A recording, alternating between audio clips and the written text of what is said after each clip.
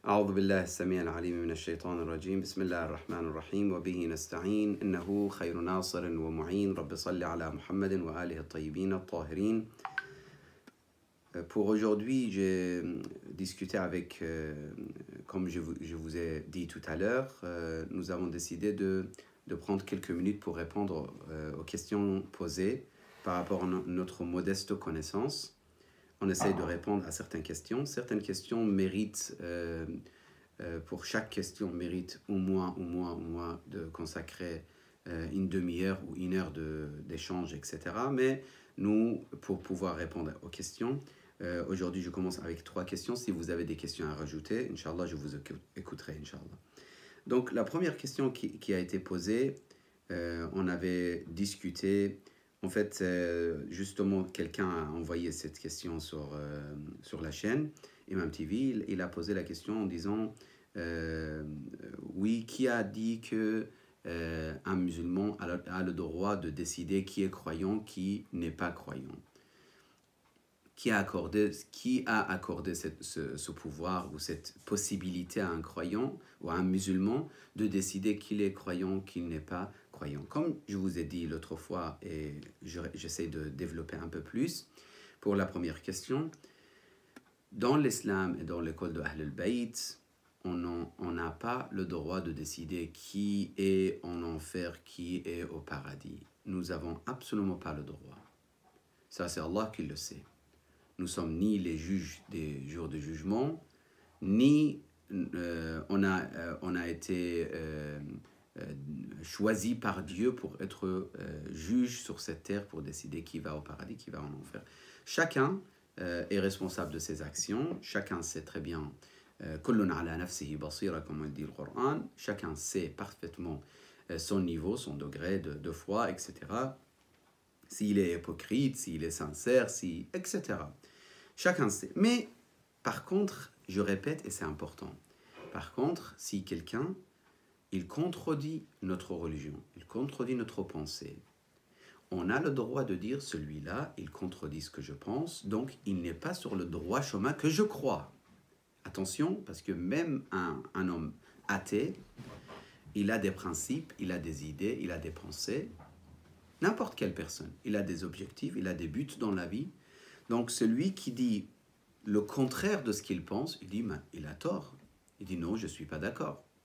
Donc de dire je ne suis pas d'accord, c'est tout à fait logique. Aucun sage sur cette terre, il va contester contre vous en disant pourquoi vous dites vous n'êtes pas d'accord. Vous devrez être d'accord. Personne ne va vous dire ça.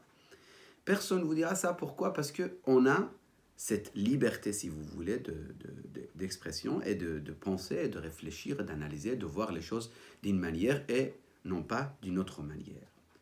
Donc, un croyant, un musulman, un partisan de Ahl al-Bayt, il n'est pas là sur cette terre pour décider qui va en enfer, qui va au paradis, mais cette personne, il a le droit de dire « je respecte telle personne » et je suis telle personne, je m'éloigne de l'autre et je ne le suis absolument pas car pour moi il est égaré.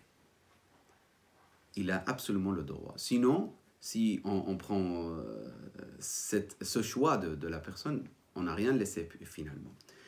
Il faut distinguer entre décider qui est en enfer, qui est au paradis. Justement parce qu'on ne sait pas comment il va terminer cette personne devant nous. Aujourd'hui, il est égaré, aujourd'hui, il est mauvais.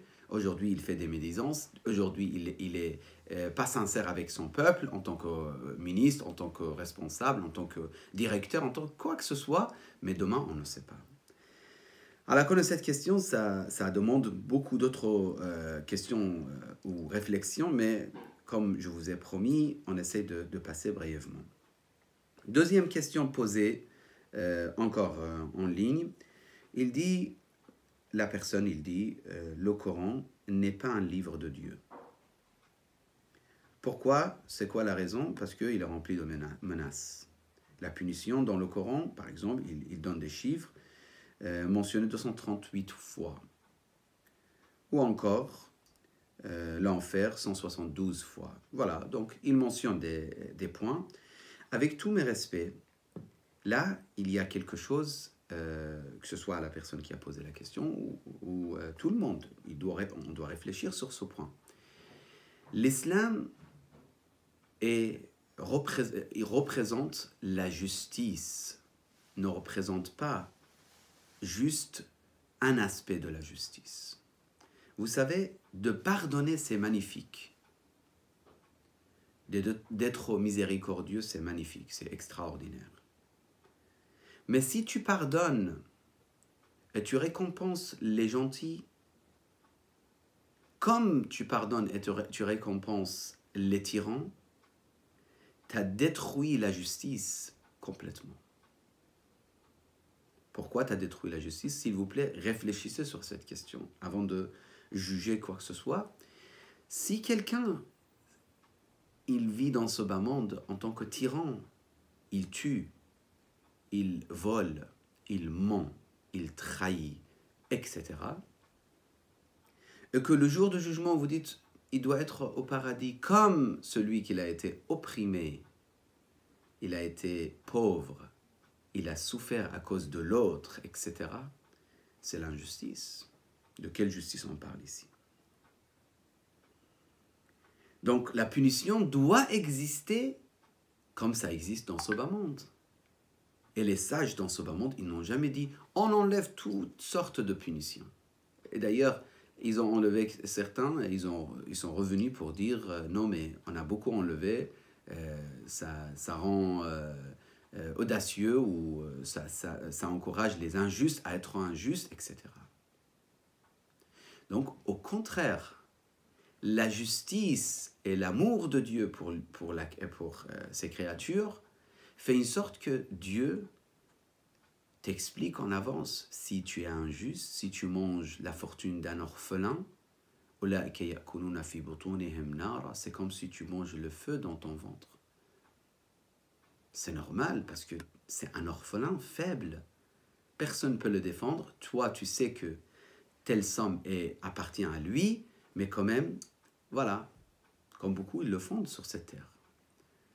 En disant, personne ne saura et je lui donnerai quelque chose. En tout cas, il ne sait pas comment se débrouiller. L'islam, il te dit, tu es obligé de garder cette somme jusqu'à ce qu'il atteigne l'âge de puberté et qu'il aura une responsabilité, etc. Je ne vais pas rester très très longtemps sur cette question, mais réfléchissez sur ce point. Si on enlève la punition de la société, ça veut dire les 12 points de votre permis, ils seront toujours 12 points. Imaginez les gens comment ils vont conduire. Ceux qui boivent et ils sortent, ils font des accidents, ceux qui écrasent les enfants, ceux qui passent sans respect, ceux qui... etc. etc. Si on vous dit 12 points, il n'y aura pas de punition, 12 points, c'est 12 points, ça sera vraiment, ça réalisera des catastrophes.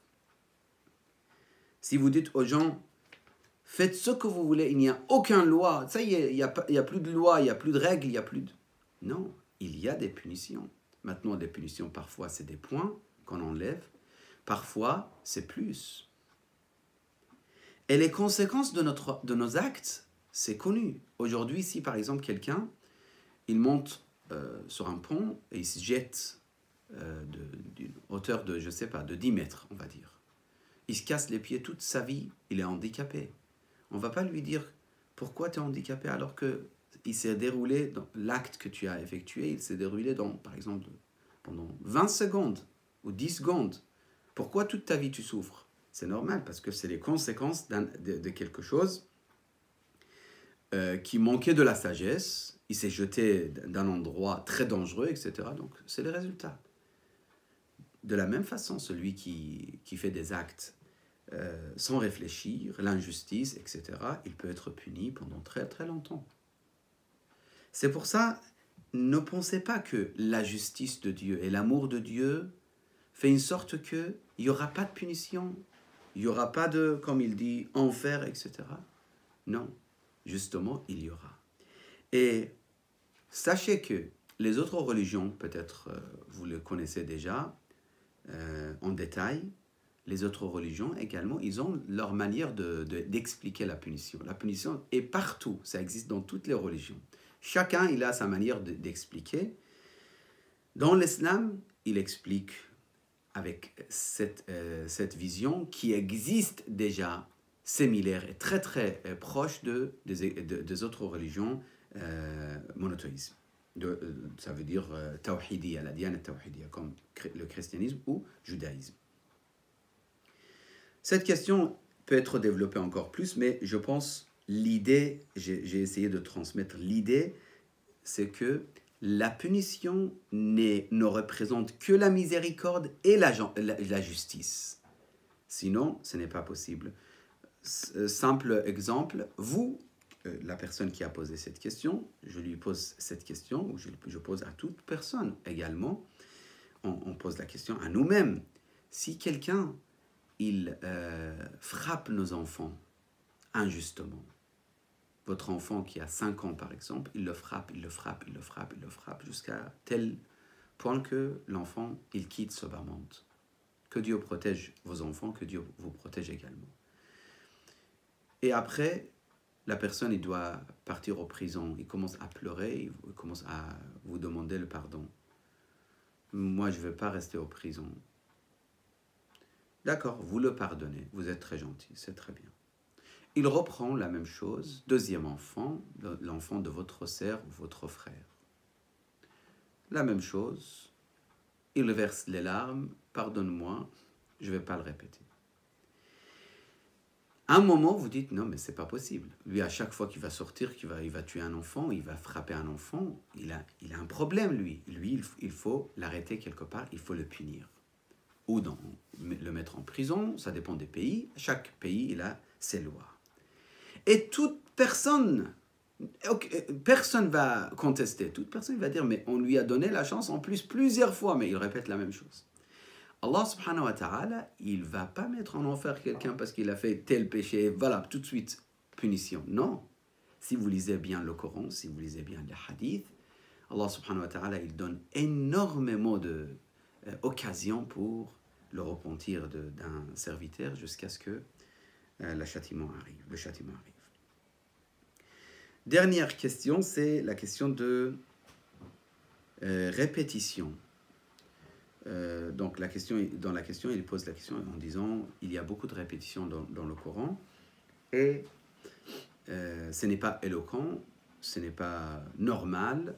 Si on enlève toutes les répétitions dans le Coran diminue. Il a dit ici, c'est 114 chapitres, etc. Il a donné des idées, la personne avec tous mes respects. Le problème, c'est, je ne sais pas, est-ce que celui qui a posé la question, il connaît la langue arabe ou non.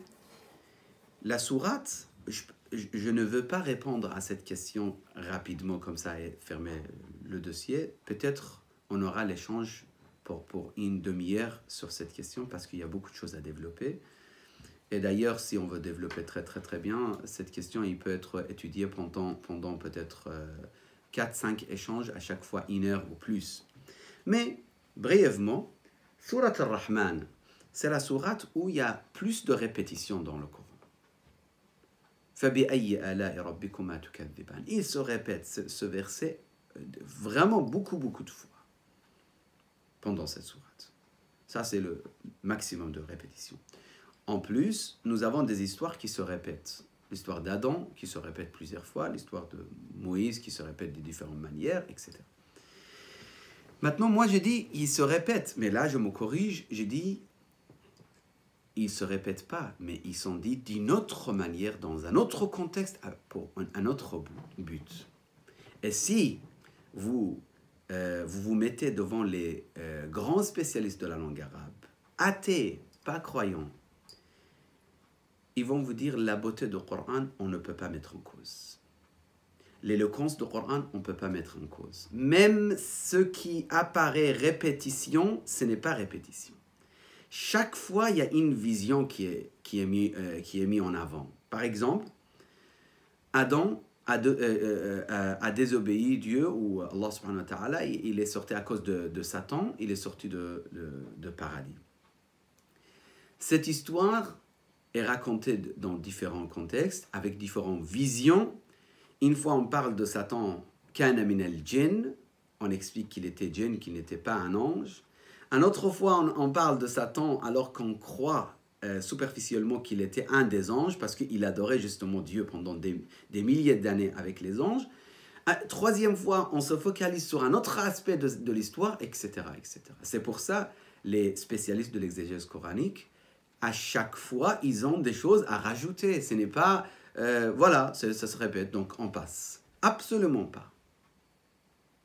Le Coran, ce n'est pas un livre de l'histoire pour vous raconter l'histoire de chaque prophète et dire Bismillah ar-Rahman ar-Rahim, Sadaqallah al-Ali al-Azim, et puis l'histoire de A à Z, c'est terminé. Ce n'est pas un livre de l'histoire.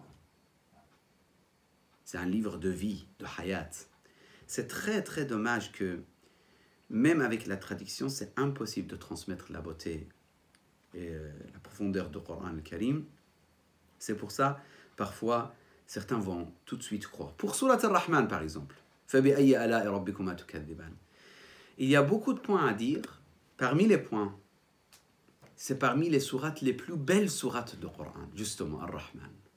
Cette répétition, ce n'est pas une répétition.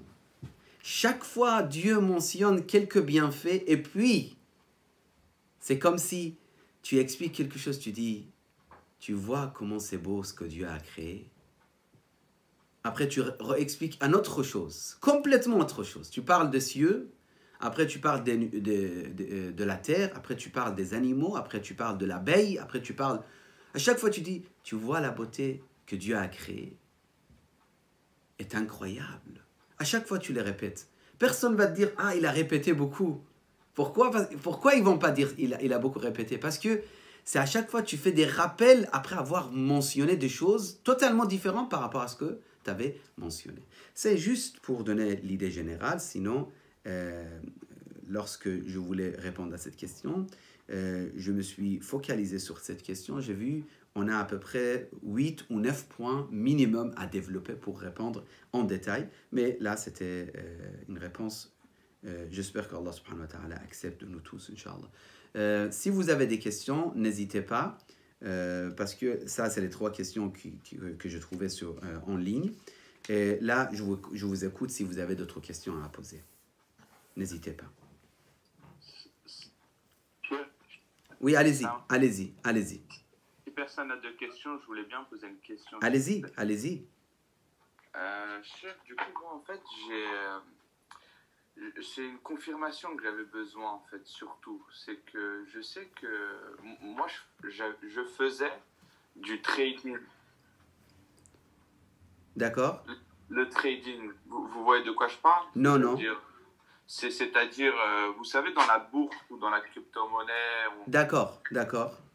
Donc, en fait, moi, j'en ai fait un petit peu. Maintenant, j'avais un cousin que je connais depuis que je suis petit, depuis mes 3 ans. Lui, il est très, très talentueux. Il est en études de médecine. Il est en 7e année, là. Et il faisait aussi du trading. Et il a arrêté parce qu'il m'a dit que c'était haram. Il m'a dit que c'était haram parce qu'en fait, on n'a pas le droit d'acheter un bien, de le garder, d'attendre que sa valeur augmente et ensuite le revendre. La question est claire. Si je compris, ça veut dire vous parlez de crypto-monnaie en général, comme Bitcoin ou autre. Voilà, mais surtout voilà, que le principe d'acheter, de revendre et faire des profits. D'accord. En fait, au niveau de jurisprudence, rapidement, je réponds à cette question. Il y a 2 points à rajouter ici par rapport à votre question, même si ce n'est pas notre sujet, mais justement, question-réponse, ça ne doit pas être notre sujet, parce que vous avez, je vous ai dit, vous pouvez poser les questions. Si j'ai la réponse, je réponds. Sinon, plus tard, je vous répondrai. Par rapport à ces questions, il y a 2 points à expliquer. Premier point, le fait que d'acheter quelque chose et de le garder et de revendre, est-ce que c'est interdit? Non, ce n'est pas interdit. Si ce n'est pas quelque chose très nécessaire pour l'humanité et que les gens ils ont besoin, tu peux, par exemple, tu achètes un terrain et en disant, moi je vais garder ce terrain, plus tard ça va être plus cher. Je vais acheter un peu de métal, plus tard ça va être plus cher, etc. Vous pouvez.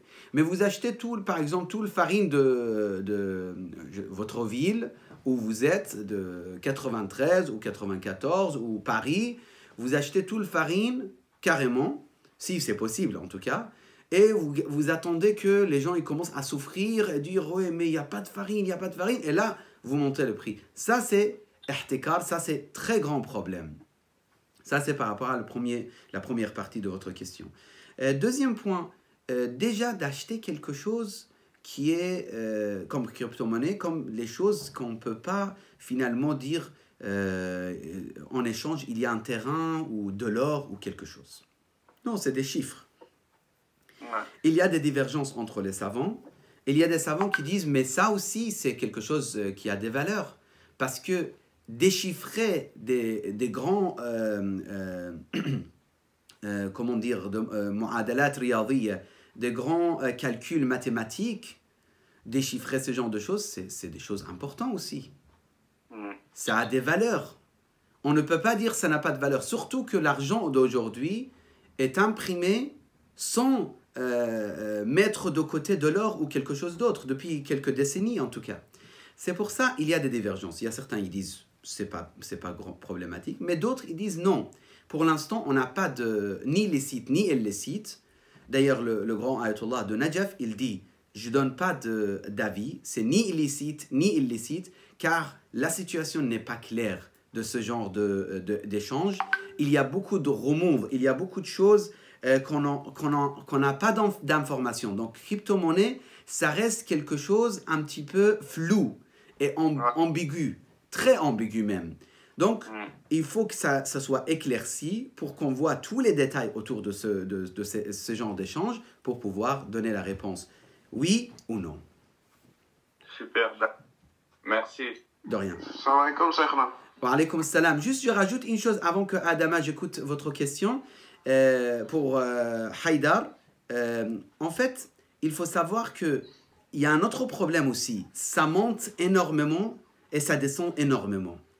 Oui. Mais d'une manière, parfois on peut dire illogique. Ça aussi, c'est des choses qui sensibilisent justement la question. Adama, je t'écoute. D'accord. Oui, Adama. En fait, c'est moi qui oui, donc c'est toi. Désolé, je me suis trompé. Ouais. Allez-y. Il n'y a pas de souci, il n'y a pas de souci.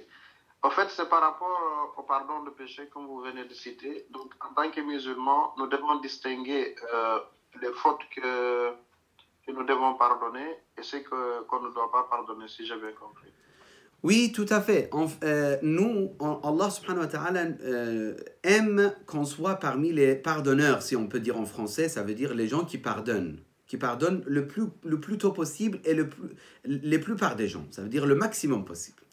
De pardonner, c'est parmi les qualités d'un croyant et d'un homme fidèle, et c'est très très important. Mais, parfois, le fait de pardonner devient l'injustice. Je pardonne alors que lui, il va refaire encore pire. Et je le sais. Le fait de pardonner, c'est l'injustice envers la personne même également. Ça, je n'avais pas développé tout à l'heure, mais là, si vous me permettez, je développe en une minute. Quand vous pardonnez quelqu'un qui est en train de s'égarer et commettre de l'injustice, ça veut dire vous l'encouragez à commettre encore plus de l'injustice. Et vous l'éloignez encore plus de la miséricorde de Dieu. C'est le pire de pardonner celui qui est en train de continuer. Non, justement, on ne le pardonne pas pour qu'il arrête, parce qu'on aime le bien pour lui. Par contre, non, parfois, la personne, il s'est trompé, il vient, il dit « désolé ». Et le fait de pardonner, ça l'encourage à vraiment ne pas refaire. Et ça enlève la haine, etc., etc. Non, ça, il faut pardonner. Cheikhna, j'aurais une question, Inch'Allah. Allez-y. Barakallahu fikum. C'est concernant la zakat. C'est quoi les conditions pour avoir la zakat et c'est quoi la différence entre la zakat et le khums? Je sais que j'ai vu sur le site du Sistan qu'il a mentionné que des matières premières, par exemple l'or, la farine, l'or, etc., mais il n'a pas mentionné l'argent. C'est-à-dire oui, en fait, la monnaie. Tu sais, Khaled, il faut distinguer entre zakat et khums, comme tu l'as dit. Zakat, en général, le terme zakat englobe toutes sortes de dons pour Allah. que ce soit l'aumône recommandée ou obligatoire. Ça, c'est le terme zakat qui englobe toutes sortes. Il englobe également le khums. Il englobe zakat el-fitra, il englobe toutes sortes de zakat. Par contre, lorsque tu dis khums et zakat l'un à côté de l'autre, là, ça veut dire que tu parles de telle sorte de zakat précise qui considère justement, ou qui concerne plutôt le ghallat. Ça veut dire les agriculteurs. Normalement, c'est chez eux. Et pour les moutons, pour les chamelles, etc. etc. Donc, il y a zakat avec khums. Là, pour nous, les gens dans la ville, ça ne nous concerne pas zakat lorsqu'il est mis à côté de khums, parce que c'est zakat, on parle de ghallat, ça veut dire les choses qui concernent les agriculteurs ou les bergers. Par contre, le terme zakat, il englobe tout en général. Mais lorsqu'on utilise le terme zakat à côté de khums, on veut précisément parler de zakat qui concerne les agriculteurs. Ça, je pense, bientôt, vous aurez le cours dans les cours de Hawza. Vous arrivez sur cette question, Inch'Allah, en détail. Inch'Allah. Barakallahu fikum. C'est parce qu'en fait, vu que c'est une obligation, et moi, je ne sais pas quand est-ce que je dois payer la zakat. Non, zakat pour vous, ce n'est pas, ça ne vous concerne pas. Vous, ça vous concerne le khums aujourd'hui. Aujourd'hui, ce qui vous concerne, c'est le khums. Et le khums aussi, il y a beaucoup de choses à expliquer également. Mais ce qui vous concerne aujourd'hui, c'est le khums. Oui, apparemment, Yassine et Adama, tous les deux, ils ont des points ou remarques, je ne sais pas. Je vous écoute. Oui, Adama. Moi, j'ai une question qui est... On entend très mal, Adama. Excuse-moi. J'ai une question, c'est par rapport au terrain. Le fait d'acheter un terrain, de le revendre dans le but de faire un business, commerce. Est-ce que ce n'est pas déconseillé? C'est-à-dire, je ne parle pas d'acheter un terrain, je le revends pour acheter un autre, mais de l'acheter, de le revendre, comme on a expliqué tout à l'heure. Il n'y a aucun problème. Ce n'est pas déconseillé. Ce n'est pas déconseillé. Pas déconseillé? Non. Au contraire, c'est bien d'avoir des terrains et des maisons. Lorsque la personne paye son khums, c'est bien d'acheter et d'avoir plus, mais ça ne doit pas être le but de notre vie, parce que notre problème, c'est que parfois, c'est une question éthique, bien sûr, ça n'a rien à voir avec la jurisprudence, mais on ne peut pas séparer non plus la jurisprudence de l'éthique. Donc, jurisprudence, il te dit, oui, tu peux acheter, tu payes khums, il n'y a pas de problème. Mais l'éthique, il te dit, ne plonge pas non plus énormément dans ce genre de questions, parce qu'on n'est pas venu dans ce bas monde pour autre que la perfection spirituelle. Oui, Yassine. Rapidement, moi, c'est pas une question de jurisprudence, c'était une question par rapport à Adam et Ève. Du coup, je crois que j'ai déjà posé la question. Lorsqu'ils ont été en fait sortis du paradis, du fait qu'ils aient désobéi, mais or, le projet divin d'établir Adam comme khalifa sur terre ne pouvait être réalisé que si Adam allait sur terre. Or, il allait sur terre en désobéissant. Du coup, est-ce qu'il n'y avait pas dans la désobéissance, en fait, est-ce que le fait d'avoir désobéi n'était pas la solution? Enfin, c'est un peu bizarre de dire ça, mais du coup... Oui. En fait, il y a des divergences sur cette question. Il y a certains qui disent désobéissance. D'autres, ils disent le mot désobéissance, on ne peut pas l'utiliser. On ne peut pas ici parler de désobéissance, carrément. On peut parler de tark el-awla, ça veut dire il a abandonné ce qui était préférable. Donc moi, je prends plutôt cette position. Je dis, Adam n'avait pas d'obligation et interdiction comme haram et wajib au paradis, où il était. Mais c'était conseillé pour lui, ne fais pas ça, c'est Amr Irshadi, si tu fais ça, il y a des conséquences négatives. Il l'a fait, je ne vais même pas mentionner de conséquences négatives, mais il y a telle et telle conséquence, des résultats. Donc lui, il a effectué, et par la sagesse divine, ou par la sagesse d'Allah subhanahu wa ta'ala, c'était préparé pour ça. Oui, on peut dire ça. On peut dire que finalement, destin de Adam, c'était de descendre sur cette terre. Mais on ne peut pas dire que donc c'est bien de laisser tomber le meilleur. Non, on ne peut pas dire ça. Mais le destin était ça, oui. Et j'ai pas fait de recherche sur ce point que je vais mentionner maintenant. Est-ce que si Adam n'avait pas fait l'acte qu'il a effectué, est-ce que Dieu, il n'allait pas quand même l'envoyer sur terre? Pourquoi? Parce que Inni ja'ilun fil ardi khalifa. Lui, Allah subhanahu wa ta'ala dans le Coran, il a mentionné, je mets sur cette terre fil ardi khalifa. De toute façon, il sera mon khalifa sur cette terre ou représentant sur cette terre. Ça veut dire que la décision est déjà prise. Allah subhanahu wa ta'ala avait déjà décidé que Adam va partir sur cette terre. Encore un autre point, est-ce qu'il était au paradis? Ou est-ce qu'il était sur un paradis terrestre, par exemple? Tout ça, c'est des questions que je pense, si on veut répondre, il faut vraiment séparer chaque question. Et c'est très intéressant, mais il y a énormément de divergences. L'autre fois, je ne sais pas, je vous ai mentionné ou pas, on a un hadith carrément qui dit Adam, on a 1000 et 1000 Adam avant notre Adam. 1000 et 1000 Adam.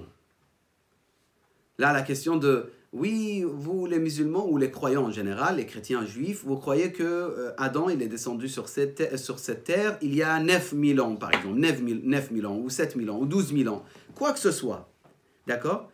Et ils font les calculs, ils disent, voilà, on fait des études, voilà, on a trouvé des hommes il y a 40 000 ans, ou 100 000 ans, etc.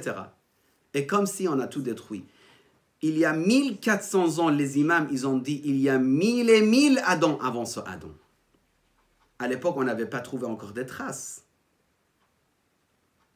On n'avait aucune idée sur ce point, mais ils l'avaient dit, les imams, et nous, on croit aujourd'hui. On croit. Mais notre père, nous tous, c'est Adam. Après, un des points qui explique également le verset coranique lorsque Allah dit « Inni ja'alun fil ardi khalifa », je vais terminer avec cette phrase. Je vais mettre un représentant sur cette terre. Les anges, qu'est-ce qu'ils ont dit? Ils ont dit, mais est-ce que tu vas mettre sur cette terre ceux qui vont faire des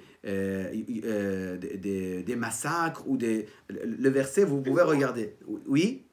Des ordres? Oui, des désordres, justement. يفسدون فيها ويسفك الدماء. يسفك الدماء, ça veut dire ils se tuent entre eux, etc. Donc les exégètes... En français c'est traduit en français, vas-tu laisser encore des hommes qui vont y répandre le sang? Voilà, donc merci Sajjad. Donc par exemple, ça comment on explique? Certains ils expliquent directement, ils disent parce qu'ils avaient déjà vu la vie des êtres qui nous ressemblaient ou qui étaient des êtres humains, mais des êtres humains avant notre Adam, avant Abul Bashar, le père de l'humanité d'aujourd'hui. Je pense qu'on s'arrête là avec les questions, sauf s'il y a une autre question, sinon je pense... et la question de Yacine, je pense ça mérite d'être un peu plus traitée. Je ne sais pas si vous voulez... J'aimerais bien. Si possible, j'aimerais bien qu'on la traite. D'accord, Inch'Allah. On va traiter plus cette question, Inch'Allah. Inch'Allah. Barakallah. Barakallah fikum. On s'arrête avec les questions. Barakallah fikum.